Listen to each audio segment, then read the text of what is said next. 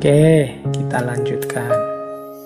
Nah, sekarang kita masuk ke tema-tema kematangan beragama. Ini beberapa sudah pernah disampaikan di beberapa sesi-sesi yang berbeda. Kita agak cepat saja untuk tema-tema kematangan ini. Yang pertama, kita bisa belajar kematangan menghadapi kenyataan. Seperti apa sih kematangan menghadapi kenyataan itu? Saya bawa ke sini dulu waktu kita membahas sesi doa.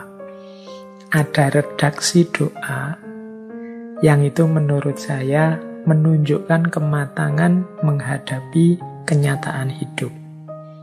Ini yang menulis ini seorang filosof namanya Reinhard Niebuhr. Tuhan, berilah aku keikhlasan untuk menerima segala yang tidak bisa aku ubah, keberanian untuk mengubah segala yang bisa aku ubah, dan kebijaksanaan untuk mengetahui perbedaan di antara keduanya. Oh, ini kan orang yang bisa bersikap semacam ini itu orang yang matang. Jadi terhadap hal-hal yang tidak bisa diubah, saya ikhlas.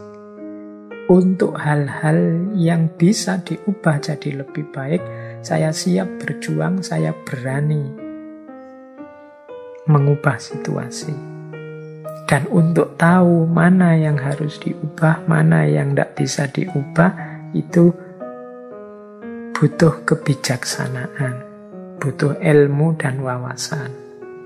Jadi orang beragama yang matang menghadapi kenyataan itu senjatanya 3. Dia punya kebijaksanaan, berarti wawasannya luas, ilmunya luas. Kemudian dia berani. Jadi tidak cuma ngomong, tidak cuma pikiran, tapi dia berani mengubah situasi. Khususnya untuk hal-hal yang jadi tanggung jawabnya untuk diubah. Dan yang ketiga, ikhlas. Untuk menerima apa saja yang tidak bisa diubah. Kalau tidak bisa diubah, siap mengikhlaskan. Kalau masih bisa diubah, siap mengubah, menjalankan, berani. Kemudian untuk membedakan keduanya, punya ilmunya, punya wawasan, dan punya kebijaksanaan. Kuncinya kematangan hidup itu ternyata 3 ini: bijaksana, berani, dan ikhlas. Nah, ini kalau dihubungkan dengan agama, ya berarti kalau ikhlas, ya tetap segalanya kita pasrahkan pada kehendaknya Allah. Keberanian, syaja'ah, itu berarti kesiapan kita untuk mendayagunakan anugerah Allah, tenaga, akal, budi. Dan kebijaksanaan berarti kemauan kita untuk selalu nambah ilmu. Seperti ngaji kita malam hari ini. Oke, tema kedua. Tema kedua tentang takwa. Ini kita mulai masuk ke ayatnya ya. Ada ayat, ada hadis, saya bawa ini biar kayak ngaji beneran. Yang kemarin-kemarin kan masih isinya yang pengantar minggu lalu, filsafat semua. Nah, sekarang kita masuk ke ayat-ayat yang menunjukkan kematangan beragama. Jadi menurut saya di antara cirinya orang yang matang beragama itu orang yang takwa. Ini saya ambil dari surat Ali Imran 133 134. Jadi di situ kan disebut ciri-cirinya orang yang bertakwa. Wasari'u ila maghfiratim mir rabbikum wa jannatin arduhas samawati wal ard uiddat lil muttaqin. Dan bersegeralah menuju ampunan dari Tuhanmu dan surga yang luasnya seluas langit dan bumi, uiddat lil muttaqin, yang dijanjikan pada orang-orang yang bertakwa. Nah, ayat selanjutnya 134 ini kan cirinya orang takwa. Dan menurut saya inilah orang beragama yang matang. Apa cirinya? Yang pertama, alladzina yunfikuna fis-sarra'i wad-dharra'i. Orang yang beragamanya matang itu orang yang mau berbagi dengan sesamanya. Baik dia dalam kondisi longgar, mampu, maupun dalam kondisi sempit. Jadi orang yang beragama matang itu orang takwa. Ciri pertamanya mau berbagi. Yunfikun itu infak, mau berbagi. Jadi orang yang pelit, orang yang egois, orang yang tidak peduli dengan sesama, dia tidak bertakwa sekaligus keberagamaannya belum matang. Kemudian ciri kedua, wal kadhiminal ghaidha, orang yang bisa menyembunyikan kemarahannya. Ini sama dengan tadi, orang dewasa itu mampu menahan dirinya. Jadi menyembunyikan kemarahan itu dalam rangka seandainya kita dirugikan orang, dikecewakan orang, marahnya dipending dulu. Karena marah itu kan sering saya jelaskan itu kondisi gelap. Biasanya kalau orang marah itu marah karena kesalahan. Ketika kemarahan itu dilampiaskan, lahirnya kesalahan yang baru, kekeliruan yang baru. Kita marah karena dizolimi orang, kemudian kemarahan itu kita lampiaskan, biasanya lahirnya kezoliman yang baru. Maka wal kadhiminal ghaidha. Ini kata-kata wal kadhiminal ghaidha ini menunjukkan bahwa manusiawi orang itu bisa marah. Tapi tahanlah dirimu untuk tidak serta-merta melampiaskan kemarahanmu. Karena kondisi kemarahan itu kondisi yang ketika akal gelap, pandangan kita gelap. Jangan sampai kita marah, kita kecewa terhadap satu kesalahan, satu kezoliman, akhirnya kita tidak perhitungan, lahirlah kesalahan, kezoliman yang baru. Maka orang yang matang beragama itu wal kadhiminal ghaidha, mampu memendam kemarahannya. Kemudian wal afina aninnas, orang yang punya daya maaf kepada manusia yang lain. Jadi orang yang pemaaf, hatinya luas, pikirannya luas, mampu memaklumi kesalahan-kesalahan. Wal afina aninnas, mampu memaafkan. Ini penjelasan detailnya seperti apa permaafan itu bisa dicari di sesinya ngaji filsafat yang tentang permaafan. Saya tidak akan ngulang, nanti kalian mengeluh lagi. Sudah pernah Pak dijelaskan. Ya saya tidak panjang lebar, kamu cari ketika bagaimana mulia dan utamanya memaafkan itu. Salah satu cirinya orang beragama. Kemudian wallahu yuhibbul muhsinin. Wallahu yuhibbul muhsinin itu berarti Allah mencintai orang-orang yang berbuat baik. Ihsan tadi.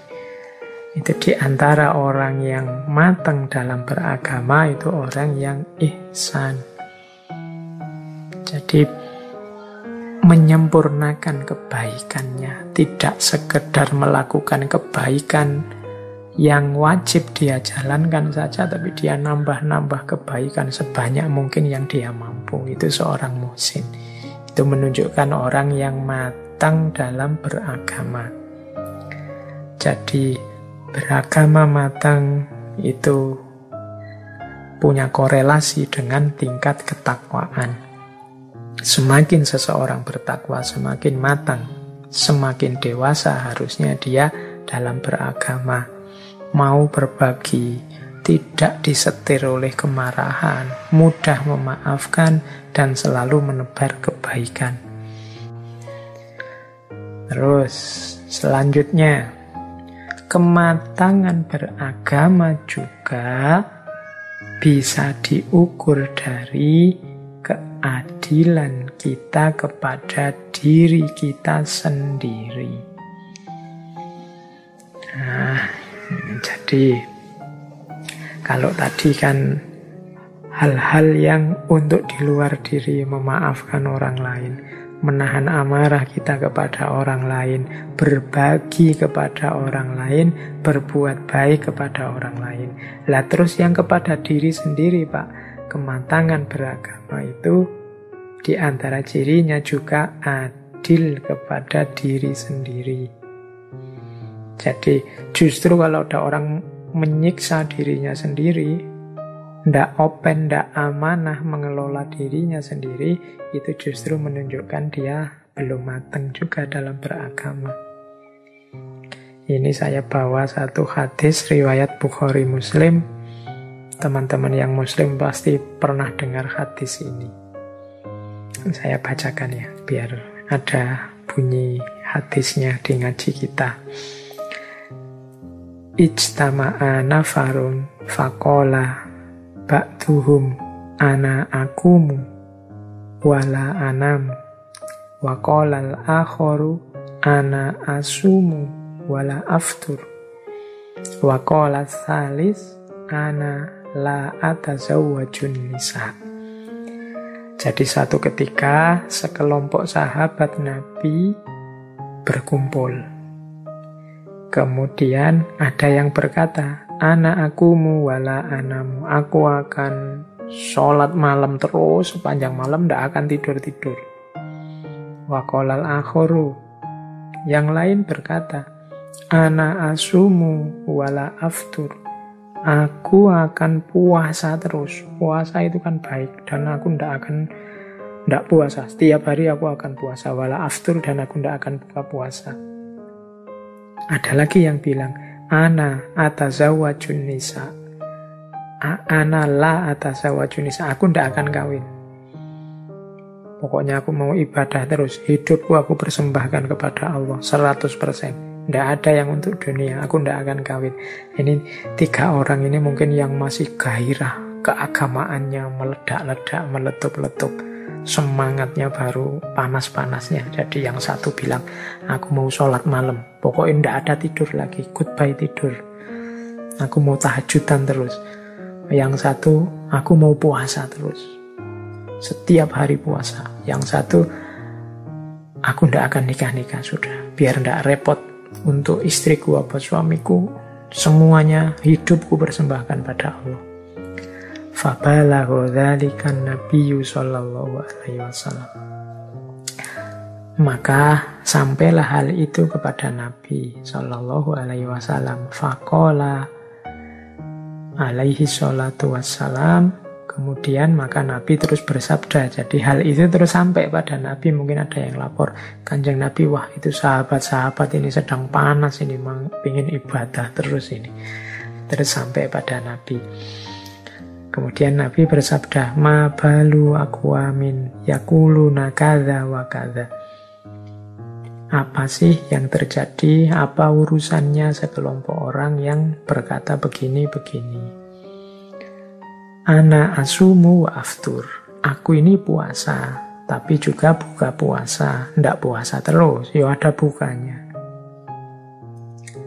Kemudian wa akumu wa anamu. Aku ya sholat malam, tapi aku juga tidur, ndak sholat terus-terusan. Wa atazawwajun nisa, aku juga menikahi perempuan. Faman rawiba an sunnati falaisa minni, barang siapa yang benci dengan tuntunanku berarti tidak termasuk kelompokku. Oh, ini kalimat terakhir ini agak keras. Berarti memang Kanjeng Nabi ndak seneng kalau ada umatnya ndak adil kepada dirinya sendiri. Jadi tubuh kita ini ya punya hak untuk tidur, untuk makan, untuk istirahat, untuk senang-senang bahagia dengan pasangan. Meskipun ya jangan itu terus. Ya kadang-kadang dipuasai, kadang-kadang jatah tidurnya dipotong sedikit untuk sholat. Ya menikah. Ya kadang ke masjid, kadang ke kamar sama istri. Itu yang manusiawi. Justru yang hidup seimbang manusiawi inilah menunjukkan seseorang matang dalam beragama. Tidak ada yang dizolimi, termasuk dirinya sendiri. Jadi ini tuntunan, salah satu kasus yang menunjukkan bahwa cirinya matang beragama itu adil kepada diri sendiri. Terus, ini kalau kepada diri sendiri. Nah, sekarang kalau kepada orang lain gimana? Nah, kalau dalam Islam ada paling tidak menurut saya 4 ciri yang menunjukkan kematangan seseorang dalam beragama saat hidup bersama yang lain. Yang pertama adalah adil. Yang kedua tasamuh. Yang ketiga qudwah. Dan yang keempat islah. Jadi orang yang beragamanya matang itu pertama-tama cirinya adalah adil. Adil itu berarti jangan sampai kita secara sengaja makan haknya orang lain. Jangan sampai porsi orang lain kita langgar, jatahnya orang lain kita langgar. Baik dalam hal kepemilikan, kata-kata, maupun perbuatan. Kita harus adil. Adil juga berarti yang baik disebut baik, yang buruk disebut buruk. Itu adil.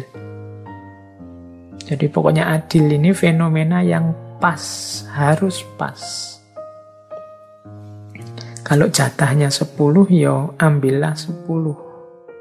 Kalau temenmu yang salah, ya sebutlah bahwa dia yang sebenarnya salah. Ini justru menunjukkan orang ini sudah dewasa beragamanya. Adil. Oke, kan ada itu kan dalam Al-Quran diwanti-wanti, jangan sampai kecenderunganmu pada satu kaum membuatmu tidak adil. Jangan mentang-mentang kelompokmu, jangan mentang-mentang temanmu, jangan mentang-mentang dekat denganmu, terus meskipun dia salah kamu benarkan. Ini namanya tidak adil. Orang beragama yang matang itu adil. Yang kedua, tasamuh. Tasamuh ini muncul, ya tasamuh itu toleran. Minggu depan kita akan banyak mengelaborasi isu toleran dalam beragama ini. Jadi intinya tasamuh itu kesadaran kita bahwa orang lain punya pandangan yang berbeda. Orang lain punya gaya hidup yang berbeda. Baik itu agama yang lain maupun sesama dengan agama kita. Tetap kita harus mengedepankan tasamuh, toleran. Kalau kita tidak toleran, hidup ini akan rasanya berat sekali. Karena keragaman, perbedaan itu sifatnya pasti. Jadi kemampuan untuk toleran, kemampuan untuk menerima perbedaan, itu salah satu bukti kematangan dalam beragama. Yang ketiga, ciri beragama yang matang itu ada qudwah. Qudwah itu artinya contoh, teladan. Jadi qudwah berarti hidup kita itu isinya baik-baik, isinya utama-utama. Isinya bisa ditiru, kata-katanya, perbuatannya, bisa dicontoh, bisa dijadikan qudwah, menunjukkan bahwa dia sudah matang sebenarnya keberagamaannya. Jadi cirinya qudwah. Kalau dibalik berarti apa? lakukan segala hal yang menurutmu orang lain layak meniru, orang lain akan lebih baik kalau meniru yang kamu lakukan. Jadi ketika kita melakukan sesuatu, pastikan bahwa kalau orang niru yang saya lakukan ini, itu baik. Nah, itu berarti menunjukkan bahwa tindakan kita sudah matang, sudah bisa jadi qudwah, sudah bisa jadi contoh. Itu ciri yang ketiga dalam kehidupan bersama. Jadi dalam hidup bersama, keberagamaan yang matang dicirikan antara lain adil, tasamuh, qudwah, dan yang keempat islah. Islah itu artinya perbaikan. Jadi bersama-sama di tengah masyarakat kita semakin baik, semakin baik, semakin baik. Itu namanya islah. Kematangan dalam beragama antara lain dicirikan kesadaran bahwa kita ini belum sempurna. Kita ini masih banyak kurangnya. Maka setiap ganti waktu, setiap berjalannya waktu, kita pastikan yang kita lakukan semakin baik, semakin baik. Kalau ada yang keliru kita perbaiki, kalau ada yang melenceng kita luruskan, kalau ada yang rusak kita benarkan. Yaumuhu khairun min amsihi. Ciri muslim yang baik hari ini lebih baik daripada kemarin. Itu salah satu ciri kematangan beragama. Pastikan dirimu adil, pastikan dirimu toleran, pastikan dirimu teladan, dan pastikan dirimu siap untuk selalu lebih baik. Nah, ini 4 ciri karakter kematangan dalam hidup bersama. Kalau ciri untuk hidup sendiri tadi, cirinya hanya adil. Jadi kalau memang sakit ya berobat, kalau lapar ya minum, kalau ngantuk ya tidur. Nah, itu adil pada diri sendiri. Meskipun tetap kalau itu orangnya matang, ngerti batasnya. Kapan aku bangun, kapan aku tidur, kapan harus puasa, kapan harus berbuka. Nah, ini menunjukkan orang matang beragama.